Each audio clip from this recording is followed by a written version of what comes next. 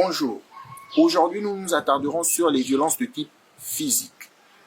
Allons donc dans la loi pour voir la définition et quelques manifestations de ce type de violence. La loi 006/2021 du 6 septembre 2021 portant élimination des violences faites aux femmes en République gabonaise définit les violences physiques à l'égard des femmes comme tout acte portant atteinte ou susceptible de porter atteinte à l'intégrité ou à la sécurité physique de la femme ou à sa vie,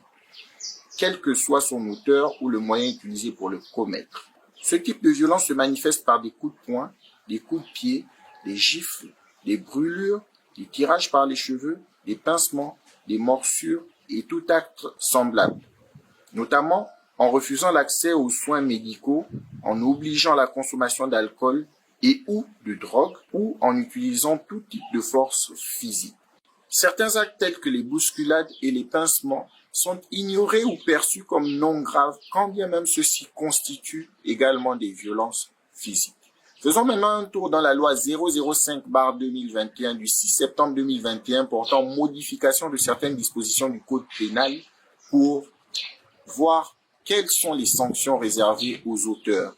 de violences physiques. Le Code pénal gabonais, en son nouvel article 230, dispose que quiconque a volontairement porté des coups ou commis toute autre violence ou voie de fait sur une personne ayant entraîné des blessures ou une altération de sa santé physique ou mentale est puni d'un emprisonnement de 5 ans au plus et d'une amende de 1 million de francs au plus. De plus, la loi 005/2021 du 6 septembre 2021 portant modification de certaines dispositions du Code pénal introduit plusieurs changements, notamment l'article 224.1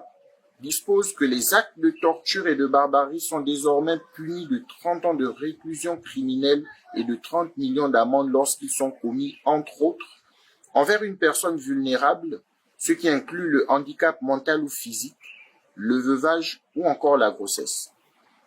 par le conjoint, le concubin ou l'ancien concubin, contre une personne pour la contraindre au mariage ou en raison de son sexe.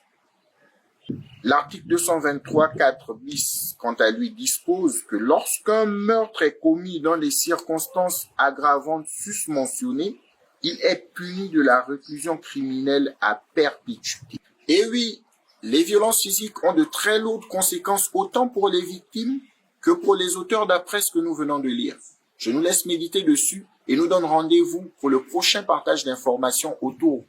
d'un autre type de violence que vous découvrirez Science Tenante.